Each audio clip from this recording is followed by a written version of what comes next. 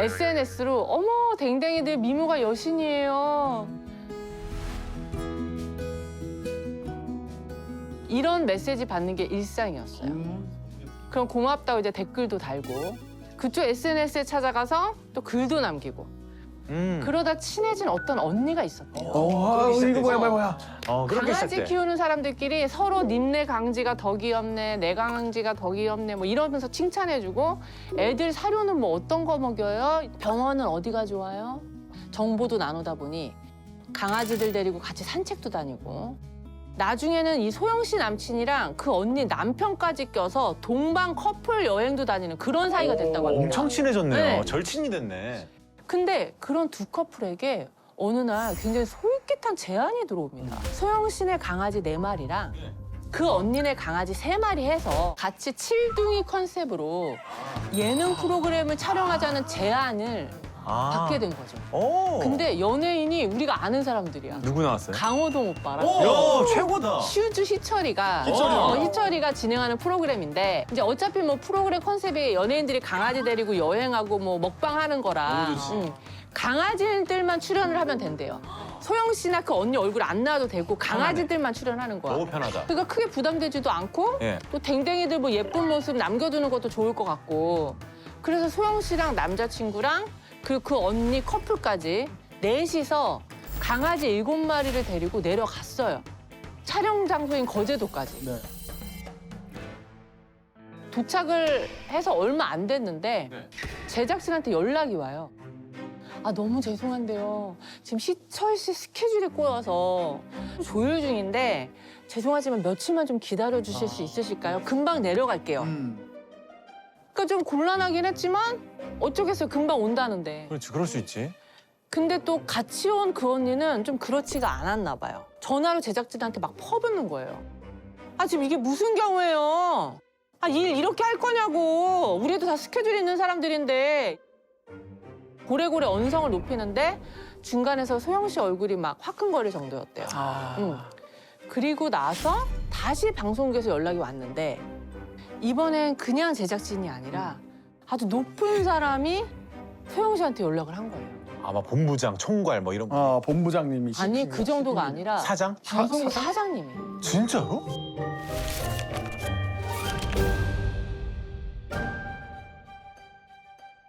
우리는 상식적으로 뭐 이런 프로그램 섭외로 사실 본부장님급도 직접 연락을 안 하죠. 보통 진짜. CP님도 안 하고 담당 PD님들이나 작가님들이 많이 연락을 하는데. 그러게요.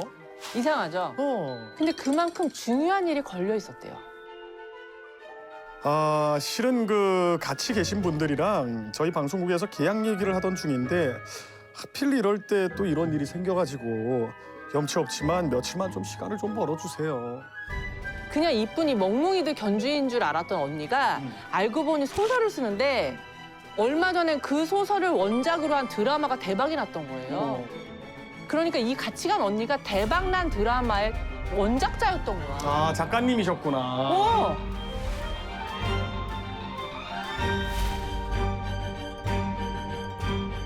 근데 그걸 자랑도 안 하고 되게 겸손하신 분이시네. 그냥 가만히 있었던 거예요.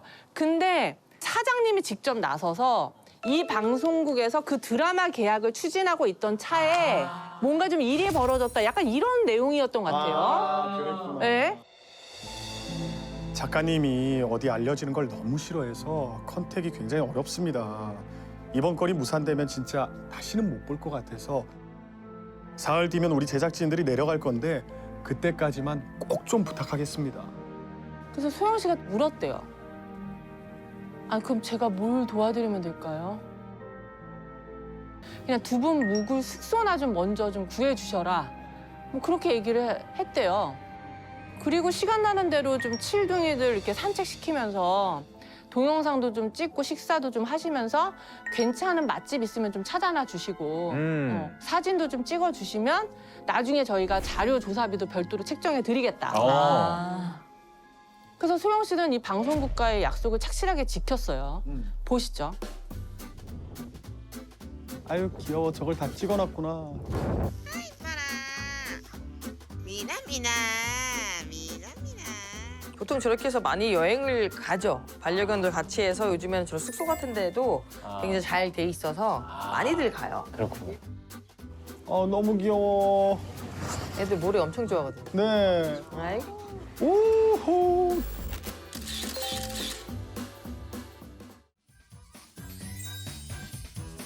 저렇게 근처 맛집도 열심히 알아보고 사진이랑 영상도 틈틈이 찍어서 보내고 칠둥이 자는 모습 찍어 보냈더니 자는 모습은 새벽까지 안 끊기게 좀 찍어달라. 밥 먹는 거 찍어 보냈더니 요리를 2개 이상은 시켜야 그림이 나온다. 뭐 회사 먹는 것도 좀 찍으래서 식당에서 시키려고 하니까 식당 회는 안 되고 무슨 현지 재래시장 가서 회를 시켜야 된다. 그걸로 세팅해주면 좋겠다. 진짜? 나중에는 칠둥이들 산책하는 것 좀 더 찍어주세요. 낮엔 바닷가에서 찍고 밤엔 바람의 언덕에서도 좀 한번 찍어주면 좋겠어요. 요구가 끝이 없더래요. 소영 씨도 이제 뭐 좀 이상하긴 하고 또 슬슬 또 짜증도 나더라고요. 그쵸. 짜증나지. 네. 그래서 참다 그 작가 언니한테 한마디 했대요. 언니 이건 좀 아닌 것 같지 않아? 그랬더니 언니가 기다렸다는 듯이 야 당연하지 내가 저번부터 그만하자 그랬잖아. 야 지금이라도 빠지자. 당장 짐 싸. 화도 날만한 게 사흘 뒤면 내려오겠다던 제작진이 2주가 넘도록 안 내려온 상황이거든요. 그러면 그만둬야지. 그래서 소영 씨도 더는 안 되겠다 싶어서 이제 짐을 쌀까 말까 하고 있는데 제작진에게서 연락이 옵니다. 소영 씨, 아우 너무 오래 기다리셨죠? 우리 내일 내려가려고요. 아이고 이번엔 진짜예요. 또 어찌됐건 내일 온다니까. 그래. 하루만 참으면 되니까. 네. 그래서 소영 씨는 하루 더 거제도에 남아요. 하루면 돼, 하루면 돼. 그 작가 언니 부부도 소영 씨만 두고 갈 수는 없다며 같이 남았죠. 같이 있어야죠. 그런데 예? 너 뉴스 못 봤어? 지금 그 방송국 난리 났어. 한번 틀어봐. 갑자기 흥분한 작가 언니가 이런 얘기를 합니다.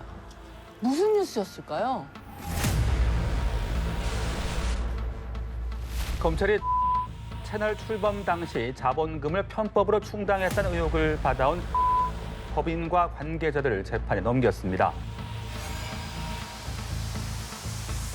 소영 씨랑 계속 연락을 했던 그 방송국 사장님이 불법 자금을 모은 혐의로 조사를 받게 됐다는 내용이에요. 구속된 건 아니고 그냥 재판을 받게 된 상황인 건데 이 와중에 사장님이 소영 씨에게 따로 연락을 합니다. 비자금 의혹이 터져서 그 비자금을 세탁이라는 걸 해야 되는데 방송국 자기 가족들이나 이런 사람들한테 부탁할 수가 없고 자기가 오랜 시간 봐왔던 작가님한테 부탁을 하려고 한다. 근데 그 과정이 조금은 힘들 수는 있겠지만 그 대가는 상당히 크다. 소영 씨가 작가님을 설득을 해줄 수 있겠냐. 이게 정말 말이 되는 상황인가? 그러니까 요는 이 김 작가라고 하는 그 언니 명의의 통장에 비자금을 잠깐만 맡아달라. 그 내용을 언니를 좀 설득해달라고 소영 씨한테 부탁하는 거예요. 대가는 확실하게 챙겨드린다면서. 그렇지. 대가가 크다 그러면 또 뭐 내가 직접 돈을 지출하는 것도 아니고 언니만 설득하면 돼? 약간 혹할 수는 있을 것 같아요. 그러니까 언니 돈을 달라는 것도 아니고 네. 언니 통장에 돈만 좀 잠깐 넣어놓겠다는 그렇지. 거니까. 근데 문제는 그게 다 찾으면 나온단 말이지. 그러니까 문제가 되죠. 근데 아무튼 언니한테 이 얘기를 조심스럽게 전했죠. 뭐? 내 계좌를 달라고? 아니 그러니까 계좌를 달라기보다는 돈을 좀 거기다 좀 맡아달라는 거지. 그게 무슨 말도 안 되는 소리야. 너 그게 말이 된다고 생각해? 근데 믿을 만한 사람이 언니밖에 없대. 방송국 사람이나 관계자들은 다 같이 조사를 받는가 보더라고. 그럼 넌 내가 그걸 도와줬으면 좋겠다는 거야? 그래야 하지 않을까? 아니 근데 진짜로 그렇잖아. 무슨 작가한테 돈 세탁을 맡겨요. 어? 이분이 썼던 작품이 뭔데요? 원작이 뭔데요? 그래서. 배우 한땡땡 씨랑 어. 김땡땡 씨가 주연. 그게 원래 원작이 소설이거든요. 진짜? 네. 야 그럼 대박이지. 이거 작가님이면 네. 성균관 스캔들 원작자랑 같은 거야.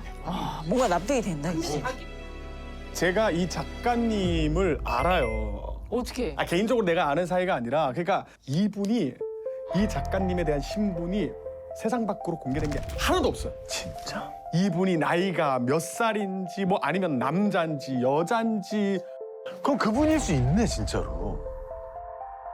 되게 이상하지 않아? 아 근데 뭔가 좀 그렇다 믿기에는. 근데 뭔가 상황이 맞는 것 같기도 하고. 야, 뭐지? 여튼 이 소영 씨의 간곡한 설득으로 네. 일단 작가 언니 계좌에 잠깐 돈을 맡아두기로 합니다. 진짜 했다고? 근데 그 돈이 어디 빠져나가면 안 될 거 아니에요. 이 사장님의 비자금이니까. 그렇죠. 그러니까 한동안 인출을 막아놨는데 네. 그 사이에 문제가 생겼고 무슨 문제요 또? 작가 언니 가족들이 작은 사업을 하나 했는데 거래처에 줬어야 할 돈줄까지 막힌 거예요. 왜냐면 인출을 막아놨으니까. 거래처에 줬어야 할 돈들까지 막혀서 고소를 당해요. 언니 이게 무슨 말이야? 이렇게 물어봤죠. 그러니까 내가 너 때문에 여기서 지금 묶여만 있으니 여기저기서 나를 고소를 하네. 나도 미치겠어. 스트레스 받아. 무슨 상황인지 알겠죠? 그러자마자 방송국 사장님한테 연락이 왔어요. 아니 이거 빨리 해결을 하셔야 돼요. 아니 언니한테 얘기는 했는데 방송국에서 하시라고. 아 이거 큰 돈도 아닌데 왜 그래요? 이거 시간 없으니까 일단 해결을 좀 해주시고 이러다 경찰 쪽에서 작가님 통장 조사라도 하면 이거 진짜 괜히 일 커집니다. 근데 하루에도 막 고소건이요. 많을 때는 4-5건 들어오고요. 근데 그게 막 금액이 클 때는 200, 80, 60, 100. 금액이 대중 없고 계속 고소건이 계속 들어오는 거예요. 그래서 언니 이거 해결해야 된다는데 몰라 지들이 해결하라 그래. 그렇게 내 이름으로 쓸 거면 이런 식으로 나오더라고요.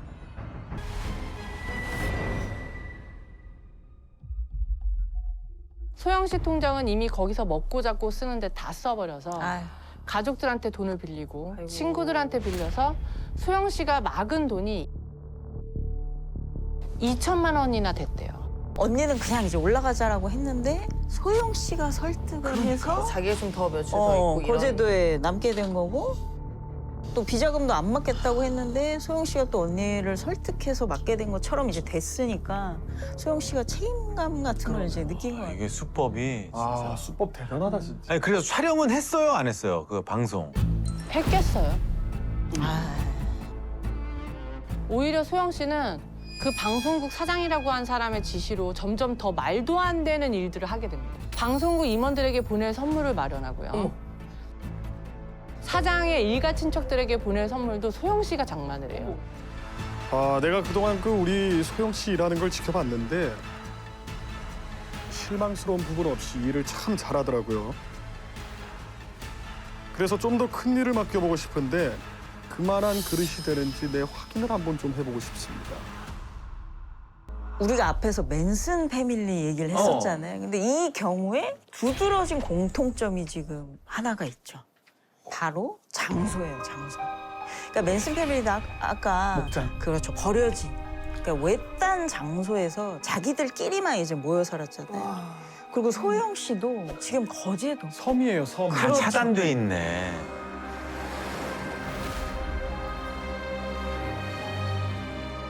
아는 사람 없이 완전히 단절된 곳에서 지금 계속 그러네. 자기가 좀 객관적으로 상황을 볼 수 있는 주변 사람들이라든지 물어볼 사람들, 이 사람들로부터 차단이 돼 있거나 고립이 돼 있으면 합리적인 판단을 하기가 굉장히 힘들어요. 맞아. 사실 가스라이팅 할 때 필수적으로 들어가는 요소가 고립이에요. 피해자를 고립시키는 거예요.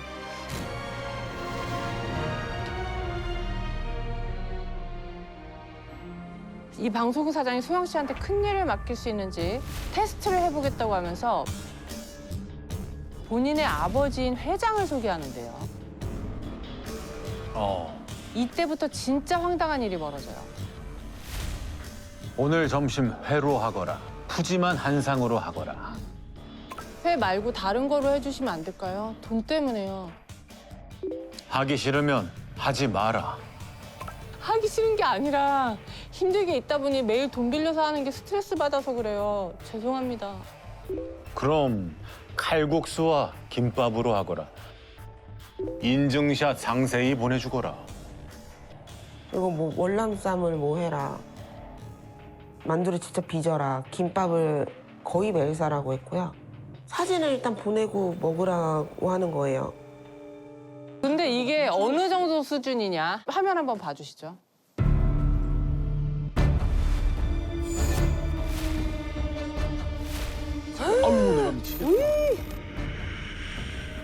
이걸 직접 다 만들었어? 다 만들어 놓으면 사진을 찍어서 보내고. 전송을 해야 되고 저 음식은 보낼 수가 없으니 소연 씨가 다 먹어야 되고 자, 이게요. 10월 달에 그 사장님과 소영 씨의 대화예요. 12월 1월. 문자 메시지 대화. 이 정도면 연인 아니에요, 거의? 너무한다 진짜. 문자 메시지 대화예요. 회사인데 회사? 아니 근데 그러면 지금까지 계속 문자로만 주고받고 있었던 거예요. 네, 소영 씨는 이 사장님이나 회장님이라는 분, 이 방송사 이분들은 한 번도 만난 적이 없대요. 미치겠다. 이렇게 그냥 계속 문자로만 연락을 했던 거죠. 근데 나중에서야 소영 씨 남자친구가 이 회장님이라고 했던 그 남자랑 영상 통화를 잠깐 할 일이 있었대요. 진짜? 아니래요. 그러면 완전 딴판. 그래. 남자친구도 계속해서 이런 상황을 알고 있었을 거 아니에요. 남자친구는 중간에 거제도를 떠난 상황이고 소영 씨 혼자 남아서 이렇게 했다고. 옆에 친구 한 명 있으면서 이 얘기를 하면 지금 말도 안 되는 상황이라고 누가 얘기를 해줄 거 아니에요. 그럴 하지만 그때 전혀 생각도 못한 거죠. 자꾸만 너무 답답한 일이 벌어지니까. 소영 씨는 무속인에게 상담을 해요. 무속인마저 소영 씨에게 기이한 일들을 시킵니다. 자기가 하라는 대로 하라는 거예요. 그래서 새벽 4시마다 뭐 샤워를 해야 되고 매일매일 종이 인형을 자르고 이쁜 옷을 입히고 그 종이 인형을 머리 부분으로 다 잘라라. 그리고 다 색칠도 그림 그리기도 시켰나? 하도 막 이것저것 사람 많이 시켜서 그래서 막 아무튼 사람이 자다가 새벽 4시마다 맨날 샤워를 하고 그러니까 뭐 무속인이 시킨 일이나 그 회장이 시킨 일이나 공통된 목적이 있죠. 쉴 틈을 안 주고. 아까 뭐 새벽 4시에 샤워를 하고. 그러니까 이런 사건에서 꼭 나오는 게 사람 잠을 못 자게 해요. 그러니까 소영 씨로 하여금 생각이란 걸 할 겨를이 없이 쉴 새 없이 뭘 하게 만들어서 고립만큼이나 사람 심리 조작을 쉽게 하는 게 저런 식으로 쉴 틈 없이 만다. 4층 사기범이 소영 씨한테 선물 좀 사서 보내라는 심부름을 여러 번 시켰다고 수차례 했잖아요. 시켰죠. 그때마다 똑같은 얘기를 했대요. 뭐요? 김 작가네 집에서 그 횟집을 하는데 그 집 횟감이 물이 아주 좋아요. 꼭 거기에서 주문하세요. 그 횟감이나 전복 같은 거를 살 때 소영 씨가 김 작가네 횟집에 직접 가서 보고 산 건가요? 아니요. 김 작가를 통해서 주문을 했어요. 그러면 돈도 김 작가한테 바로 정말 물건이 갔는지 안 갔는지도 모르는 거예요. 돈만.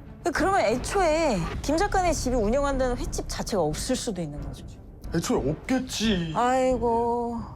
이 작가까지 한편. 그럼 작가가 제일 나쁜 X네. 악의 축이네. 아니 근데 회품달 원작이라고 했는데 그분의 실제 신상이라는 게 전혀 알려진 바가 없거든요. 아 근데 그 작가가 그 작가님이 아니겠지. 자, 저희가 확인을 해봤는데요. 직접 들어보시죠.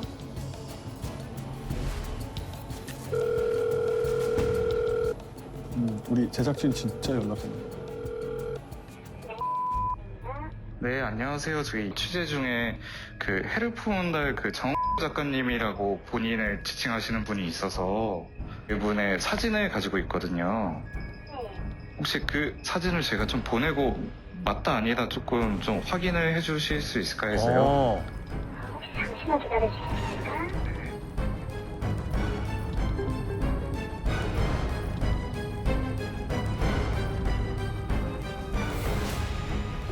뭐라고?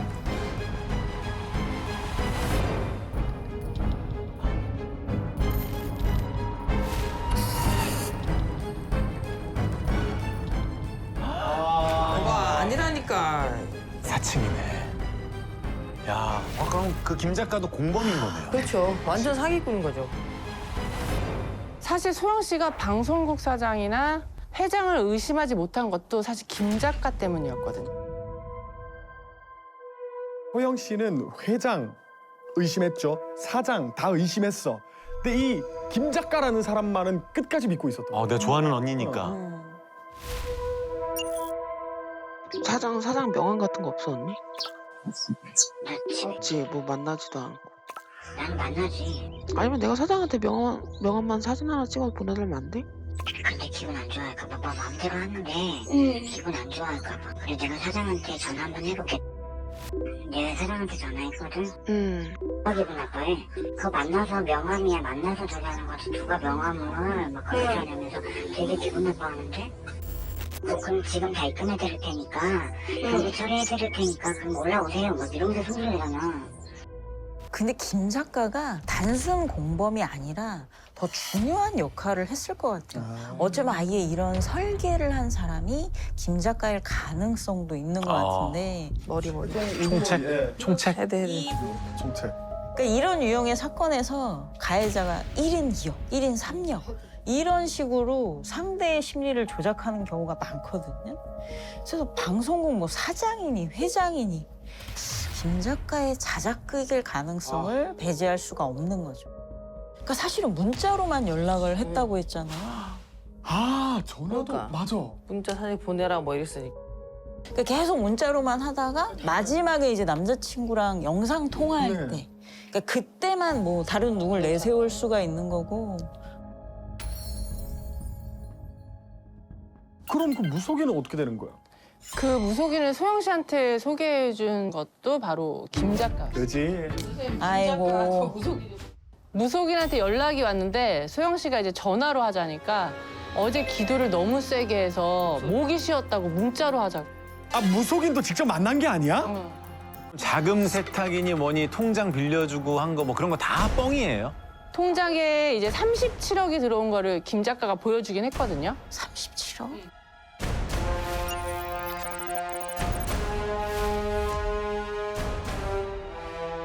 저런 거 요즘에 포토샵으로 되게 쉽게 만들 수 있어요. 그럼요. 저거 1분만 하면 해요.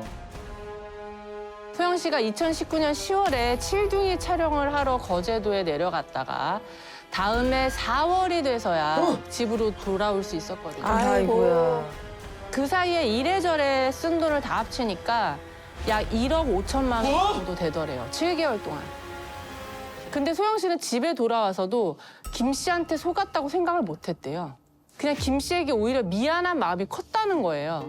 자기가 중간 역할을 하필 해서 그렇죠. 그 상황이 오히려 내가 책임을 져야 하는. 그것 맞아. 때문에 그죠?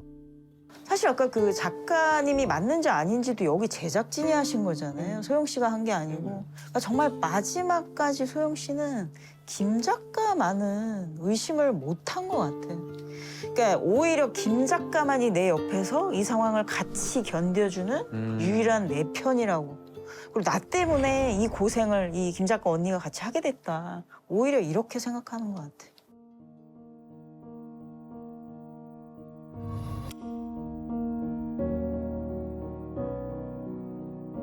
초등학교 때 전교생 딸을 당했었어요.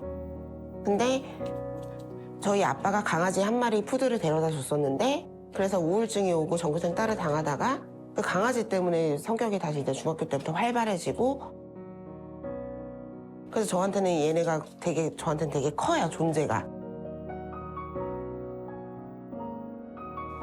이제 그 언니도 자기도 그렇다. 자기도 좀 많이 힘들었다. 공감. 그리고 사람한테 자기도 상처도 받고 차라리 강아지가 훨씬 낫다. 그런데 소영 씨가 키우는 강아지 4마리 중에 1마리가 심장병을 앓고 있었는데 또 1마리가 폐에 물이 차는 병에 걸리면서 병원비가 감당이 안 되는 상황이었대요. 너 빚이 총 얼마냐? 그래갖고 한번 나한테 얘기해봐라. 이렇게 먼저 얘기를 하더라고요.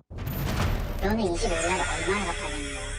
25일 날 200, 300, 700, 적어도 700. 너랑 나랑 둘이 만나서 계획은 한번 세워볼만 하다, 그지? 이거 좀 빨리 계약해주면 너 25일에 해줄 수도 있고 좋은데. 아니야. 아무래도 되게 고마웠죠. 고맙지. 솔직히 보통 사람들은 이해 못해요. 강아지 병원비로 큰 돈을 들여서 살리고 이런 거를 이해를 못하는 사람들도 있어요. 근데 이 언니는 그런 걸 이해해주고 빚이 있으면 네가 더 힘드니 계약금 받으면 되게 귀한 돈인데 그거를 저한테 빌려줄 테니 빚을 0으로 만들자. 그러면 되게 되게 아무튼 고마웠어요. 그냥 그 말 자체도. 왜 마지막까지 김 작가만은 의심하고 싶지 않았는지가 이해가 그러니까. 마지막에 확 이해가 되네요. 그래서 이번에 저희랑 같이 처음으로 변호사 상담을 한번 받아봤거든요. 사실 공범이 누구인지도 우리는 정확히 알지는 못하잖아요. 네. 그렇기 때문에 먼저 형사로 들어가서 수사기관의 조력을 받아야 됩니다. 이게 일반입니다. 네. 그럼 나중에 다 이게 신원이 밝혀지겠죠. 그러면은 가해자를 엄벌을 하는 것도 중요한데 피해 회복이 사실 더 중요하거든요. 네, 아무래도 아직도 하는 게. 네, 생계가 좀 힘들다 생계로 보니까. 문제고. 피해자가 가해자들에게 이체한 내역 이런 것들은 사실 증거로 어느 정도 남아 있을 것입니다. 어느 정도로 피해를 입었는지 그리고 어느 정도로 거짓 주장을 했는지 그 정도 밝혀진다라면은 사기죄의 입증은 크게 어렵지는 않을 것으로 보입니다. 자, 때는 2017년 7월 8일. 자, 다 같이 건배! 한국판 비버리 힐즈라고 불리는 경기도 신도시의 한 고급 전원주택. 이곳에선 파티가 한창이었는데요. 다들 저희 집에서 주무시고 가셔야 돼요. 아니 매번 미나 씨한테 얻어먹기만 해서 어떡해. 에이, 언니, 그런 말 하지 마세요. 별명이 내조의 여왕. 근데 공기업에 다니는 워킹맘이에요. 자, 일하면서 살림하고 애들 키우는 거. 이게 어디 보통 일입니까? 그죠? 근데 주말이면 남편, 직장 동료, 가족까지 싹 다 초대해. 그게 대접하면서 생전 귀찮아하는 일이 없대요. 네. 그러다 보니 야, 부럽다, 부러워. 야, 장가 한번 진짜 잘 갔다. 재수 씨 봐봐. 능력 좋지? 메인이지? 심지어 집도 부자라며? 에이, 야, 다 들었어. 결혼할 때 처가에서 아파트도 해줬다며. 어머머머. 야. 사실 두 사람이 처음 만난 곳이 남편의 직장이었거든요. 미나 씨가 그 회사에 인턴 사원으로 들어왔었던 거죠. 그러다 미나 씨가 먼저 회사를 떠나게 됐어요. 열심히 취업 준비를 해서 공기업에 합격했거든요. 그 뒤 두 사람은 직장 선후배가 아닌 연인으로 만남을 이어갔습니다. 그리고 마침내 결혼에 꼴이 나죠.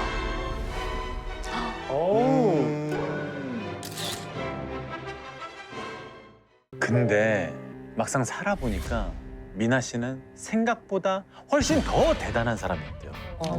결혼하고 아이 둘을 낳았는데 애 둘 키우면서 직장 다니는 거. 이게 보통 일입니까? 대단하잖아요. 도와주시는 분도 없지. 네, 그렇게.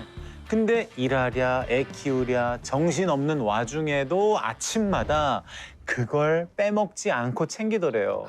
어머니, 저 미나예요. 아침은 드셨어요?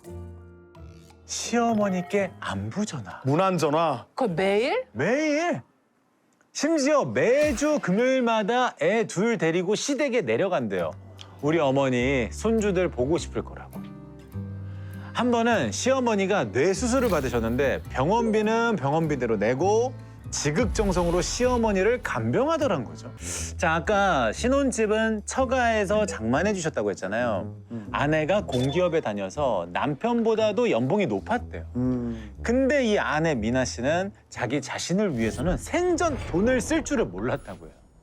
옷도 잘 안 사, 흔한 명품백 하나 들지 않고요.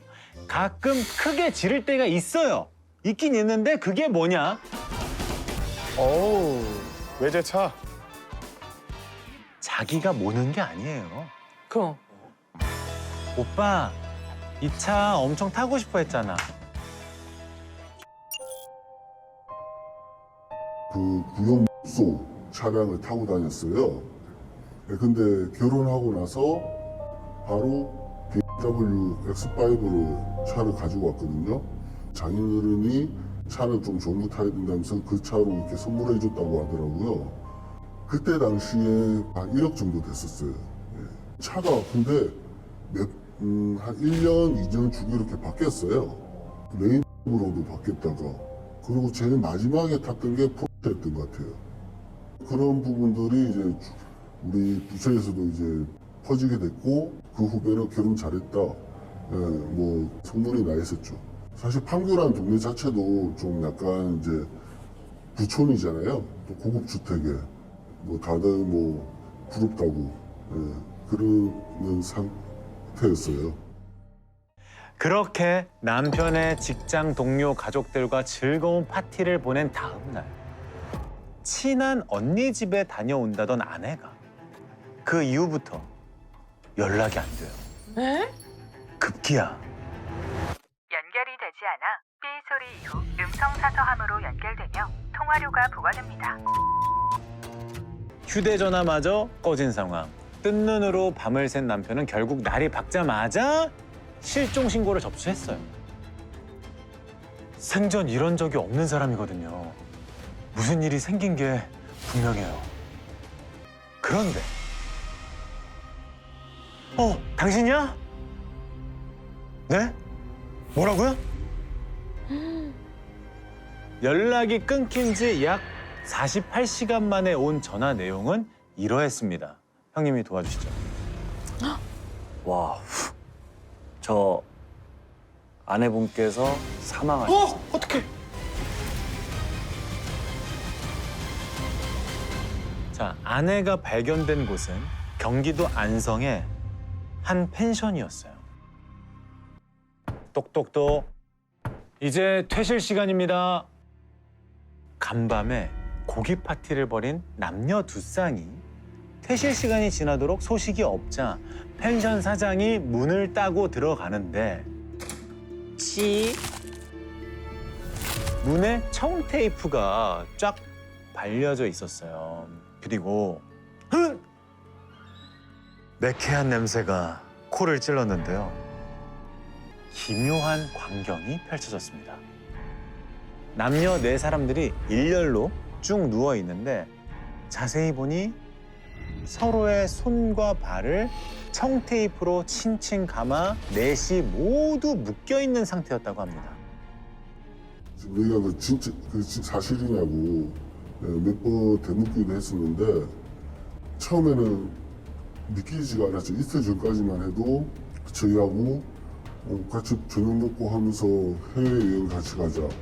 그랬던 친구가 갑자기 자살을 했다고 하니 좀 많이 당황했었죠.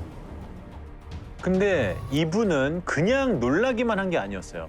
미나 씨가 사망한 후 너무도 엄청난 사실들을 알게 됐다고 합니다. 재수 씨가 비밀로 하라고 해서 우리가 그동안 말을 못 했었는데. 네? 우리 미나한테 무슨 일이 있었나요? 얼마 전에 우리 그 이사했잖아. 네. 그 집 사실 재수 씨가 구해준 거거든. 근데 뭔가 좀 잘못된 것 같아. 미나 씨가 아까 공기업에 다닌다고 했잖아요. 거기가 자산 관리랑 관련된 곳이라 고급 투자 정보를 많이 알고 있었대요. 자, 그렇게 좋은 물건을 소개받아서 잔금도 치르고 이사까지 했는데 확인해 보니까 이 아파트가 명의 변경이 안 된다래요. 그 우리가 이사 간 집이 우리 집 자가가 아니라 월세라는 거야. 네? 돈은요? 미나한테 다 주셨어요? 당연히 돈은 재수 씨한테 줬지.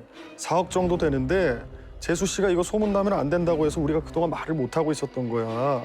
나 그 돈 그거 못 찾으면 우리 식구 이거 다 길바닥에 놔는다고.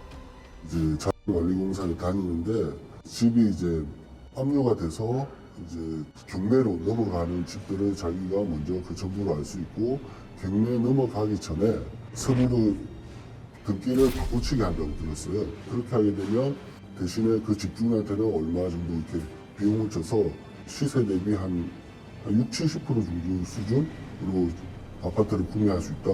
후배의 부모님들도 그렇게 해주고서 실제 살고 있는 상황이었고 그래서 사실 더 믿게 된 거죠. 제천에서 제일 좋은 40평대 아파트로 이사시켜주고.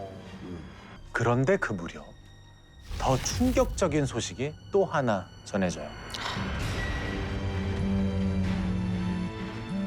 네, 안녕하세요. 저 집주인인데요. 지금 월세가 8달이나 밀려 있어서 연락드렸어요. 이거 빨리 입금을 좀 해주셔야 될 것 같은데. 지금 살고 있는 이 70평대 고급 전원주택이 미나 씨 부부 명의가 아니란 거예요. 이사 온 지 1년 6개월이 됐는데 몰랐대요. 매월 600만 원의 월세를 아내가 10개월 동안 내왔고 8개월을 안 내서 현재 4,800만 원이 밀려 있다는 얘기였어요. 아내가 매입해줬다는 부모님 아파트도 월세? 네, 그것도 확인해보니 월세였어요. 미치겠다. 아니 근데 그 돈은 다 어디 간 거야? 그러니까요. 영수 씨는 말 그대로 멘붕에 빠졌습니다.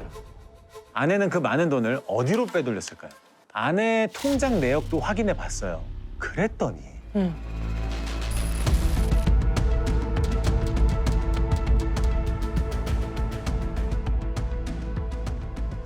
한 사람 이름이 나와. 박정식? 최근까지도 계속 이 박정식 같은 사람에게 돈을 송금해주고 있었습니다. 그 돈을 다 따져보니까 무려 11억 원. 그 하는 사람으로 볼 때는 이 죽음도 거짓이 아닐까? 그런 생각도 들었어요, 사실. 저한테는 되게 큰 상처고, 그 정신과 치료도 받고, 우울증 약도 먹고, 잠을 못 자서 한 10kg 정도 살이 빠지고, 제가 판교에서 키즈 카페를 운영을 했었고, 자주 오는 단골 손님이었습니다. 첫인상은 그냥 좀 푸근한 이미지에 밝고 말을 참 잘 떠드는 애기 엄마 세대 뭐 이런 느낌이었습니다. 근데 지금 인터뷰하시는 걸로 봐서는 이분도 피해자인 것 같아요. 박정식 씨는 미나 씨가 자주 다니던 키즈 카페 사장이었어요. 근데 언제부턴가 미나 씨가 이런 얘기를 했대요. 돈이 필요한데 남편이 가지고 있는 우리 사주 주식을 어떻게 좀 빨리 처분할 수 있는 방법이 없을까요? 마침 박 사장이 투자에 관심이 있었대요. 그러자 미나 씨가 이런 제안을 한 거죠. 1년 뒤면 보호 예수 기간이 끝나는데 제가 급전이 좀 필요해서요. 지금 주가보다 30% 싸게 넘기려고 하는데 여윳돈 있으시면 투자하세요. 결국 박 사장은 그 주식을 모두 양도받기로 하고 16억 원을 미나 씨에게 보냈다고 합니다. 그때 남편분이 임원이에요? 그렇게 16억 원어치나 주식을 많이 받게? 아, 예리하십니다.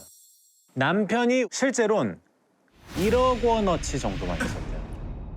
우리 사주 같은 경우에는 철저하게 직급과 근속 연수에 따라서 주식이 차등 분배돼요.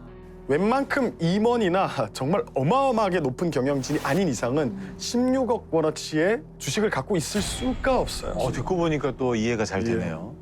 자, 이 남편의 직장 동료들이 갖고 있던 우리 사주 주식도 처분한다고 사기를 쳐서 16억 원을 받아낸 거죠. 얼마를 해먹은 거야? 하지만 돈만 받고 주식은 이런저런 핑계를 대면서 끝내 양도해주지 않았대요. 결국 박 사장은 미나 씨를 사기죄로 고소했다고 합니다. 자, 박 사장님 얘기 들어보시죠. 부유층들이 다니는 그런 자녀들이 다니는 어떤 그런 커뮤니티 안에서 그냥 있는 척하고 당시에 씨가 살고 있던 서판교의 타운하우스도 되게 고가의 타운하우스였고 비싼 동네다 보니 별로 의심하지 않았죠. 그런 내용들에 대해서. 아이들 걸고 내가 거짓말 하지 않는다. 아이들 걸고 맹세한다. 그런 얘기를 뭐 밥 먹듯이 했어요. 저는 정말 이런 아이들 이름을 대면서 거짓말을 할 거라고는 전혀 생각을 못했어요. 자, 근데 아까 박 사장한테 보낸 돈이 11억 원가량 된다고 했잖아요. 박 사장이 고소하니까 조금씩. 그렇지. 그 돈을 갚았던 거죠. 그래도 아직 박 사장한테만 갚아야 할 돈이 5억 원가량 남아있는 상황이고요. 그러니까 채무 돌려막기가 된 거예요. 자, 그 돈이 다 어디로 갔을까? 남편도 그게 풀리지 않는 의문이었대요. 그런데 경찰로부터 뒤늦게 아내의 유품 상자를 건네받고는 또 한 번 소스라치게 놀라고 맙니다. 유품 박스엔 우편물이 산더미처럼 쌓여 있었어요.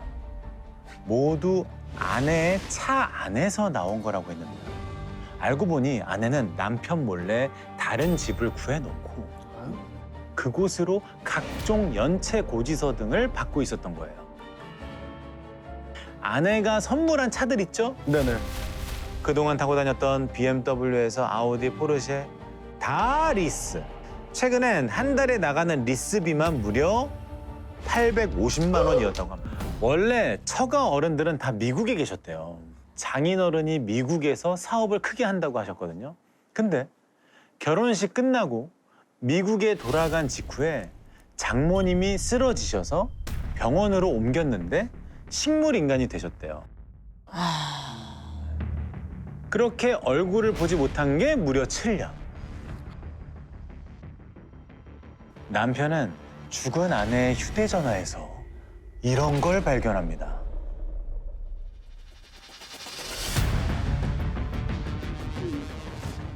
엄마는 멀쩡하게 계시네. 아까 식물인간 됐다 그랬잖아요. 장모님은 미국이 아닌 한국에 계셨고요. 결혼식 날 배웠던 그 장모님이 아니었대요. 결혼식 때 봤던 아내의 가족들은 아내가 하객 도우미 업체를 통해 고용한 가짜 가족.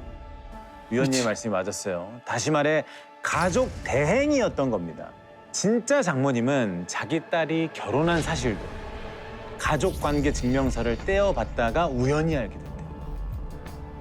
근데 더 놀라운 건요. 연애할 때부터 쭉 9년 동안 다녔다고 했던 직장에 확인을 해보니까 애초에 이민아라는 사람은 입사한 기록이 없었어요. 소름. 한 번도 다닌 적이 없었던 거죠. 그 긴 세월을 출근하는 척, 퇴근하는 척 연기를 했던 거예요.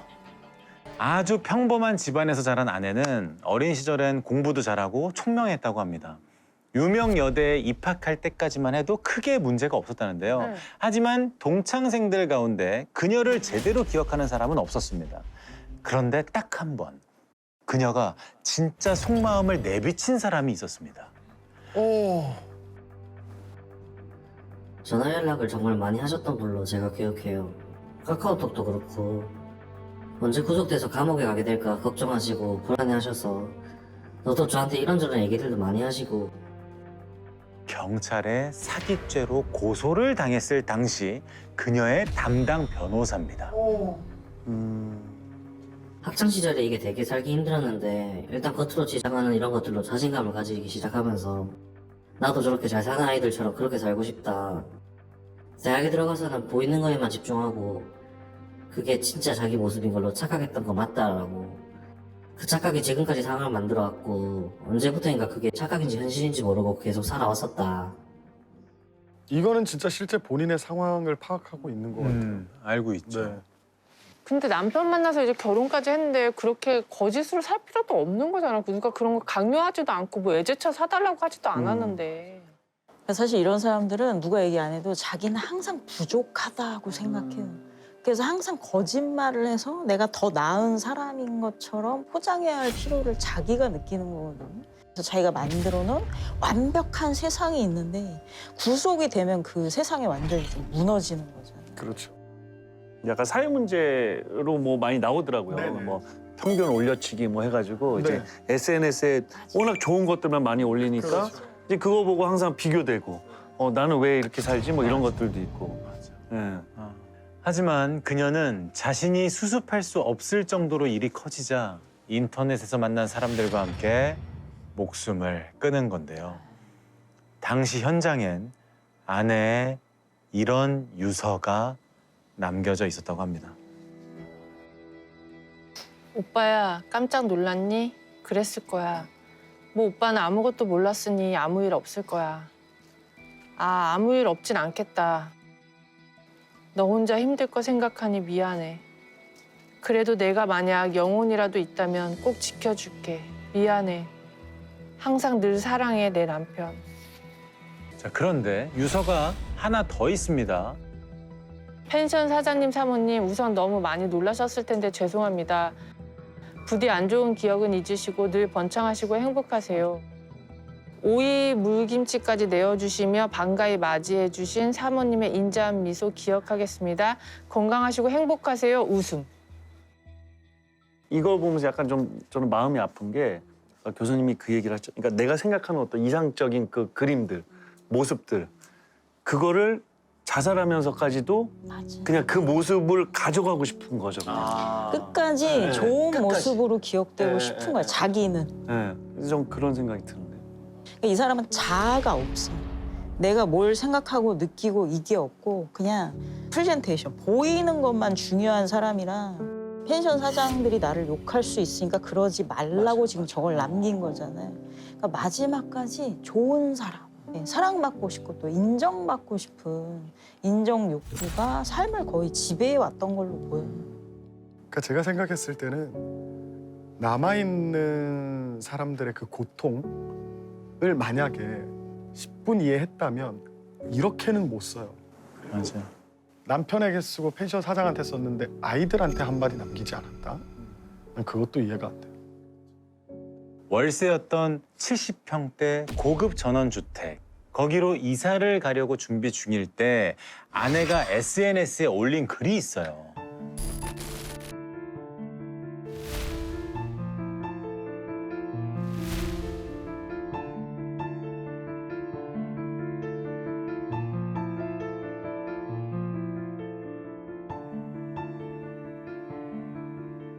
지금은 이제 거짓말이라고 알고 있는데 당연히 상식적으로 이 자기 집이 아니고 월세로 살지고 그 공사한 데 가가지고 그게 흘려가지고 하는 경우는 있잖아요.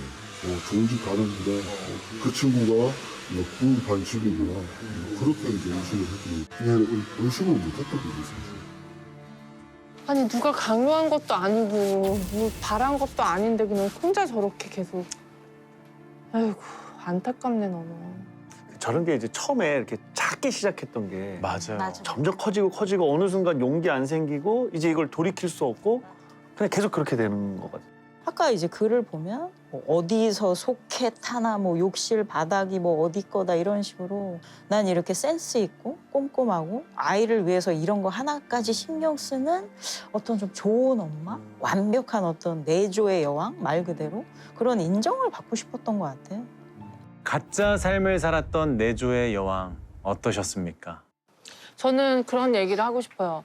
나도 다른 사람들 시선 되게 많이 신경 쓰는데 그런 생각을 조금이라도 하신 분들이라면 이제라도 다른 사람들 시선보다는 나 자신에게로 좀 시선을 돌려서 진실된 인생을 좀 살자. 그런 생각을 좀 가지셨으면 어떨까. 자, 이 작품 속의 봄이 상징하는 의미가 뭐라고? 자, 자신의 사랑을 임에게 알리고 싶은 마음. 박동훈, 너 아까부터 무슨 생각하니? 혹시 선생님도 그런 마음 아세요? 뭐? 정말 그런 마음을 전하려면 어떻게 해야 될까요? 동훈 학생도 요즘 온통 머릿속에 선생님 생각뿐이에요. 그의 마음을 사로잡은 손서영 쌤은 명문대 국문과를 나와서 국어를 가르치는데 별명이 바비 인형.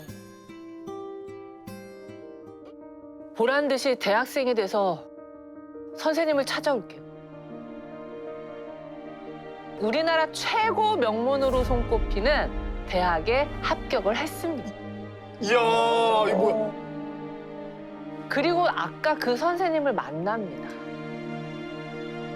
저 이제 누나라고 불러도 될까요? 너랑 내 여자니까 너랑 내 여자니까 그리고 두 사람은 연인이 됐습니다.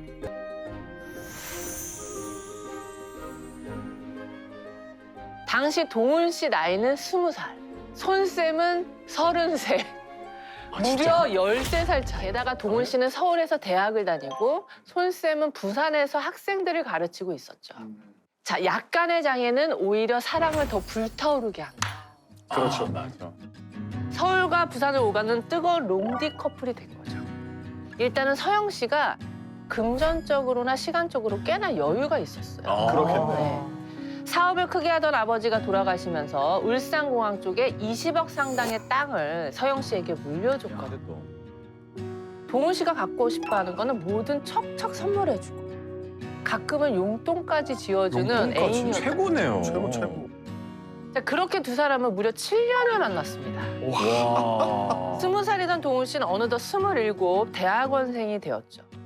설 연휴를 맞아 두 사람은 오랜만에 부산에서 만났어요. 그런데 오늘따라 자기 왜 이렇게 긴장했어? 무슨 일 있어? 그러자 동훈 씨가 한참을 망설이다 어렵게 입을 엽니다. 나 이제 취직도 해야 되고 그러고 나면 결혼도 생각 안 할 수 없고 그래서 말인데 우리 그만 만나야 할 것 같아. 7년을 만나는 동안 동훈 씨도 고민이 많았대요. 동훈 씨 나이가 27이면 여자친구는 벌써 40이거든요. 그죠? 주변의 반대도 있었을 테고 롱디 커플로 지내다 보니 서로 오해도 생기고 결국 이별을 결심한 거죠. 하지만 여자친구는 이별할 준비가 전혀 돼 있지 않았어요. 아하. 나 너 없이 못 살아. 우리 땅 팔아서 외국에 나가 살자. 그녀의 눈물 섞인 애원을 뒤로하고 동훈 씨가 서울로 올라온 지 석 달 뒤. 응?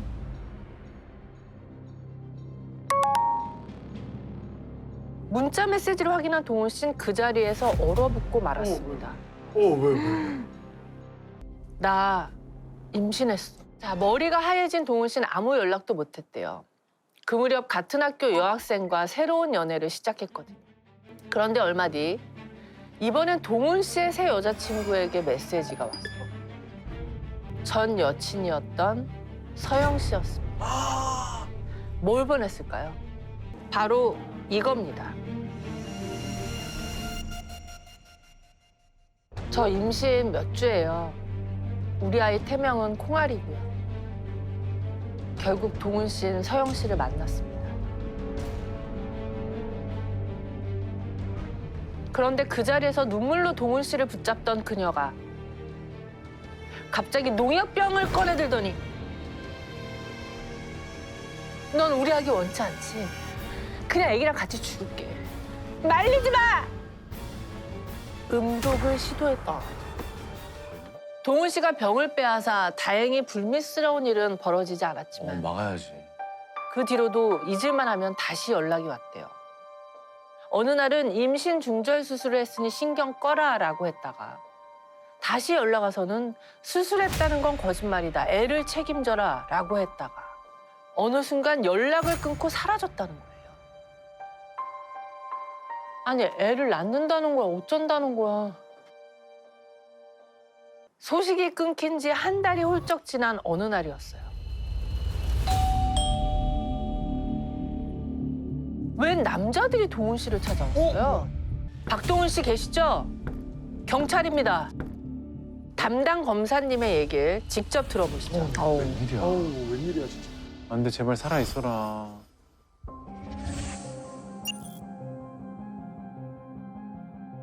그날 우리가 참고인 조사 받는 시간이 그때 2010년 10월 1일이었거든요. 그래서 내려오자마자 한 이야기가 애는요? 라고 묻는 거예요.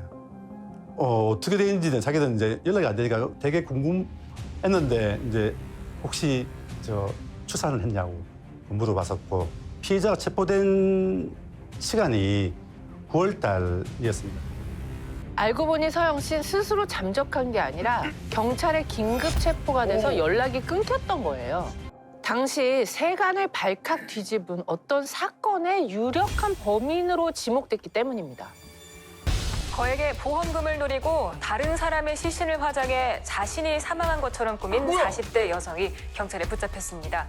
죽었다는 본인이 직접 보험금을 타내려다 덜미가 잡혔습니다. 뭐야? 진짜야 이게? 그러니까 다른 사망한 여자의 인생을 아예 송두리째 훔쳐서 본인이 보험금을 수령했던 거군요.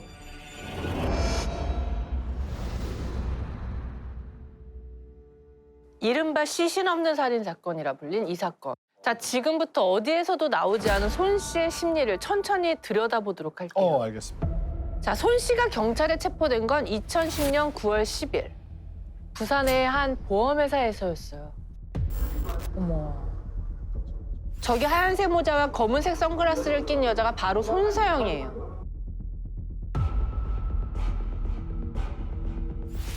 잠시 후 들이닥친 형사들 곧장 그녀에게 다가갑니다.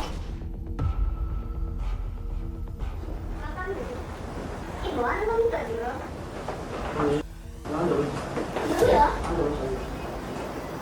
앉아보세요. 앉으세요. 아니거든요. 앉으세요. 지금 시작부터 당기가 힘이 시작합니다. 그냥 좀 앉으세요. 나세요. 네, 풀고 갑니다. 갑니다.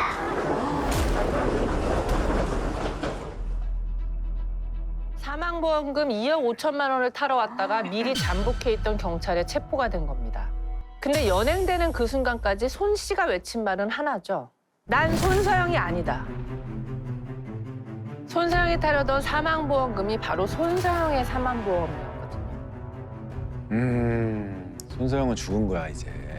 그러니까 자기 앞으로 4개의 생명보험을 들어놓고는 다른 사람의 시신으로 자신이 사망한 것처럼 꾸며서 자기 보험금을 자기가 받으려고 했던 거죠. 손서영이 언니 행세를 하는 거예요. 근데 이 사망보험금 총 얼마인지 아세요? 무려 24억. 어? 그럼 지금 사망보험금 24억을 타려고 본인을 대신할 누군가를 죽였다는 거예요? 뭐 어떻게 돼요? 경찰은 그렇게 판단했어요. 근데 심증은 확실한데 물증이 거의 없는 상태였대요. 피해자로 보이는 여성이 사망하고 석 달이나 지난 뒤에야 사건이 수면 위로 떠올랐기 때문이죠. 그래서 검경이 힘을 합쳐 공조수사를 펼치기 시작합니다. 조사 결과 손서영 이름으로 사망한 사람은 26살 정 씨로 밝혀졌어요. 그런데 정 씨의 거주지는 부산이 아니었어요. 대구의 한 여성 노숙인 쉼터였습니다. 정 씨도 집안 환경 때문에 몇 년 동안 이곳에 머물렀대요. 그런 그녀가 쉼터를 떠난 건 사망하기 바로 전날이었어요. 그동안 감사했어요. 부산 가서 돈 벌어 은혜 갚을게요. 부산에 있는 어린이집에 취직이 됐거든요. 그날 저녁 자신을 데리러 온 어린이집 원장을 따라 쉼터를 나섰습니다. 이 원장 누굴 것 같아요? 손 씨, 손서영. 네, 손서영이었어요. 손 씨가 이 노숙인 쉼터에 처음 접근한 건 2010년 3월. 기억나시죠? 네. 손 씨의 남자친구였던 동훈 씨가 처음 이별을 통보하고 한 달이 채 지나지 않았을 때. 전 현재 어린이집을 운영하고 있고요. 저도 예전에 어렵게 산 경험이 있는지라 남의 일 같지가 않네요. 자립의 의지가 있으신 분은 어린이집에서 일할 수 있게 해드리고도 싶고. 그렇게 해서 대구에 있는 쉼터를 찾아간 거죠. 그곳에서 소개받은 정 씨를 부산으로 데리고 왔는데 부산에 온 그날 새벽 정 씨가 사망한 거예요. 피해자를 타겟팅을 할 때 가족 간의 이제 관계도 끊기고 사회적 연결고리도 없어서 그러니까 실종 신고가 최대한 좀 지연될 수 있는 그런 사람을 고의적으로 선택한 계획범죄 가능성이 높은 것 같아요.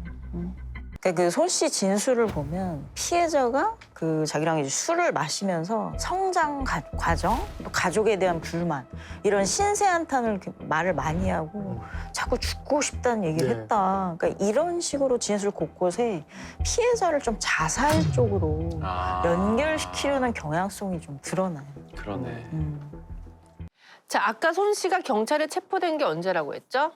2010년 9월 10일. 사건이 벌어진 건 6월 16일 밤부터 17일 새벽이었거든요. 이미 석 달이 지났어요. 3개월이나 지난 뒤라 그날의 CCTV 영상은 이미 지워지고 없었대요. 그 3개월이라는 시간은 증거를 인멸하기에 충분했던 시간이었던 거죠. 근데 영원히 풀리지 않을 것만 같았던 이 사건에 아주 결정적 단서가 나타납니다.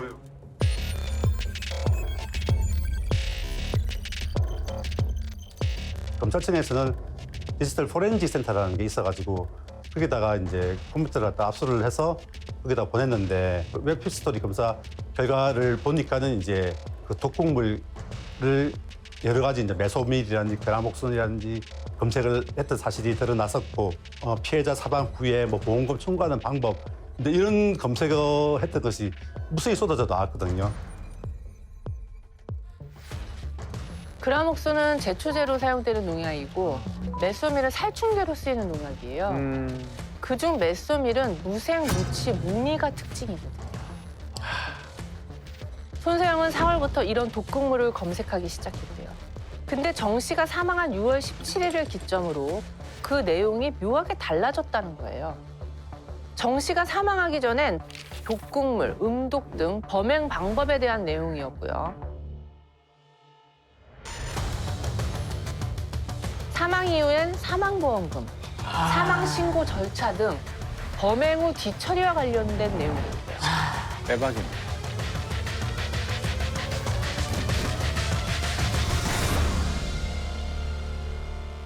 보험 가입 시기도 묘합니다. 아까 손 씨가 가입한 생명보험이 총 몇 개라고 했었죠? 4개? 그런데 보험을 가입하기 시작한 게 언제냐? 2010년 3월이에요. 남자친구에게 처음 이별을 통보받고 나서 유치원 원장인 척하며 노숙인 쉼터에 쪽지를 보냈다고 했잖아요. 그 쪽지를 보내기 일주일 전에 생명보험을 가입한 거죠. 이후 손 씨는 6개의 생명보험을 더 들어요. 총 7개의 보험 중 4개만 보험사 승인이 떨어졌죠. 근데 마지막으로 보험 가입한 시점이 언젠지 아세요? 바로 6월 15일.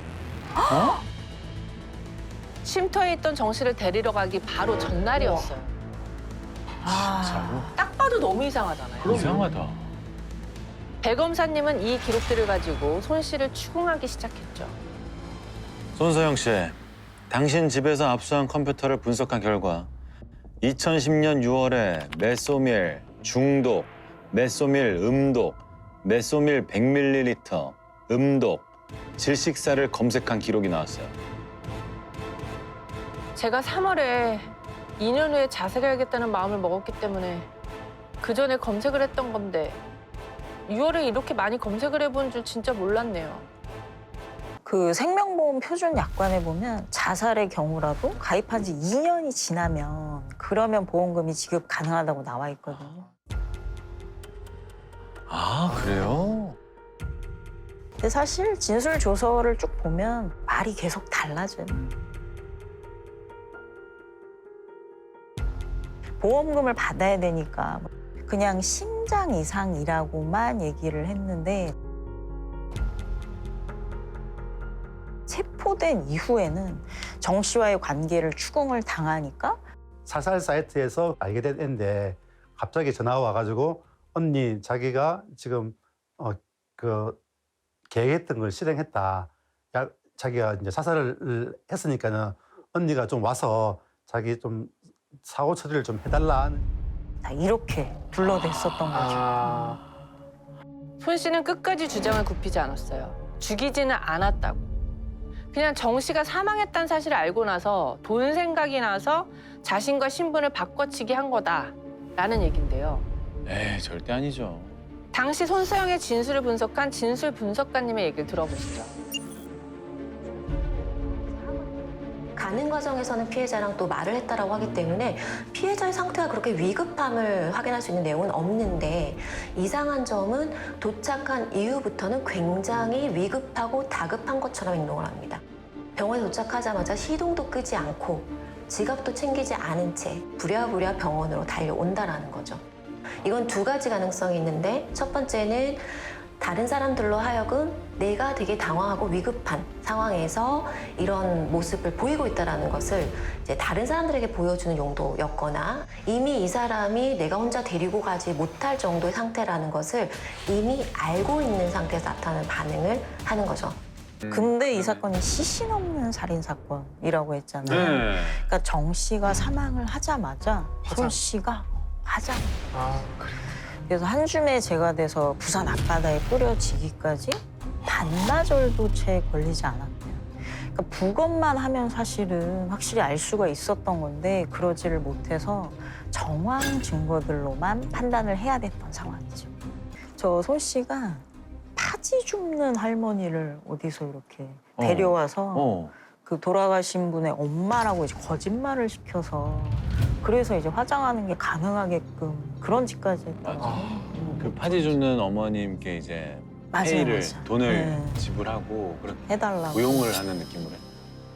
그럼 이제 사망 보험금 때문에 임산부가 저 멀쩡한 20대 여자를 죽인 거예요? 이 상속받은 유산도 그렇게 많은 사람이? 임신도 했나 이게? 저도 그 부분이 진짜 이해가 안 됐거든요.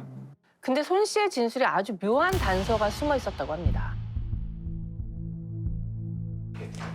저희 면담 때는 언급을 전혀 하지 않았어요. 다만 이제 검찰 면담에서는 수감 직전까지도 사귀고 있었던, 이제 연결고리가 있었던 13살 연하의 전 남친에 대해서는 언급을 굉장히 꺼리고 있었고 회피하는 상황이었습니다. 그렇다면 명백하게 숨기려는 의도가 있었다라고 보는 게 타당하다는 거죠. 분석자님이 보시기에 그 이유가 범행 과정에서 동기의 한 요소가 될 수 있는 부분일 수 있다는 점. 검찰에서 동훈 씨의 존재를 파악하고 소환 조사를 하려 하자 손 씨가 이렇게 말했거든요. 그 남자는 이 사건과 관련 없어요. 조사하지 마세요. 그래서 검찰에선 남자친구가 혹시 공범은 아닌지 사건 당일 행적부터 조사를 했대요. 근데 동훈 씨는 당시 기말고사 기간이라 학교에 있던 게 확인이 됐어요. 알리바이가. 그럼 손 씨는 왜 동훈 씨를 조사하지 말라고 했을까? 진수리는 손서영이 어떤 사건으로 조사를 받고 있는지 아나요? 오늘 여기 와서 들었습니다. 보험 사기와 살인에 관련돼 있다니 진짜 상상도 못했던 일입니다. 진수리는 손서영과 결혼을 전제로 사귄 거 맞습니까? 전혀 아닙니다. 설 연휴에 손서영이 이미 결혼도 했고 딸이 있다는 걸 처음 알게 됐습니다. 오빠 딸이라고 해서 그렇게 알고 있었는데 너무나도 어처구니가 없고 놀랐습니다. 숨겨놓은 딸까지 있었던 돌싱이었던 거죠. 야. 출신 대학교도 손 씨가 말했던 그 명문대가 아니었고 20억 유산을 상속받은 부잣집 딸이라는 것도 다 거짓말이었습니다. 그리고 밝혀진 또 하나의 거짓말이 있습니다. 뭘까요? 뭐지? 임신. 그지. 그 역시도 거짓말이었습니다. 구치소에다가 연락을 해서 실제 이 여자가 임신을 했는지 여부에 대해서 확인을 해달라고 이야기를 했고 실제로 확인 결과 임신이 아닌 걸로 이렇게 판명이 됐었거든요.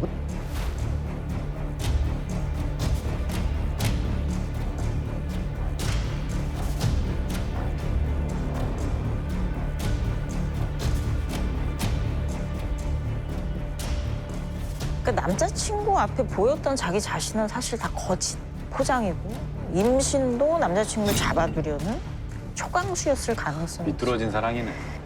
근데 그 중에 사실로 만들 수 있는 거 하나는 돈이죠, 돈. 20억 유산.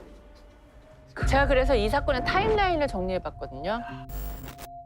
남자친구가 손 씨에게 이별 통보를 한 건 2010년 2월 중순. 이때 손 씨는 남자친구에게 유산으로 받은 20억 상당의 땅을 팔아 해외로 나가 살자는 제안을 합니다. 그리고 한 달 뒤 2건의 생명보험에 가입한 손 씨는 정 씨가 머무르던 대구 쉼터에 쪽지를 보냅니다. 남자친구인 동훈 씨에게 임신했다는 거짓말을 한 건 5월 말. 그 무렵 손 씨는 인터넷에서 독극물을 검색하고 있었습니다. 보름 뒤 6억 원짜리 생명보험에 하나 더 가입한 손 씨는 바로 다음 날 대구 쉼터에 정 씨를 데리러 가죠. 그리고 다음 날 새벽 정 씨가 사망하자 그 시신을 자신의 시신인 것처럼 해서 화장 처리하고 사망 신고까지 끝낸 손 씨는 7월 초 다시 남자친구에게 연락해 초음파 사진을 보냅니다. 그리고 동훈 씨의 새 여자친구를 찾아가고 그녀에게도 초음파 사진을 보내죠. 그러니까 사실 이 정도 엄청난 사건을 저지르고 나서 얼마 안 돼서 남자친구한테 연락을 했다. 이건 좀 눈여겨봐야 되는데 근데 이제 정황상 그러니까 이 범행이 남친을 잡을 마지막 수단 20억. 그 유산금을 마련하기 위한 일이었을 가능성이 있는 거죠. 근데 사실 이 정도 계획성이면은 보험 범죄를 처음 저질러 본 건 아닌 것 같아요. 교수님 말씀대로 손 씨가 보험 사기를 벌인 게 이번이 처음이 아니에요. 아 그래요? 봐봐 미치겠다. 아까 손 씨에게 숨겨놓은 딸이 있었다고 했잖아요. 그 딸이 백혈병으로 투병 중이었는데 그걸 이용해 가짜 입퇴원 확인서를 만들어서 보험금을 타낸 거예요. 무려 47번에 걸쳐 약 1억 3,600만 원을 받았대요.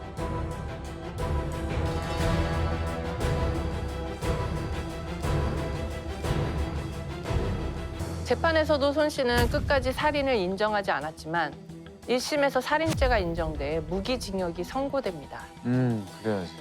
시신 없는 살인 사건인데 어떻게 살인죄가 인정됐을까? 손 씨의 발목을 잡은 결정적 정황 증거.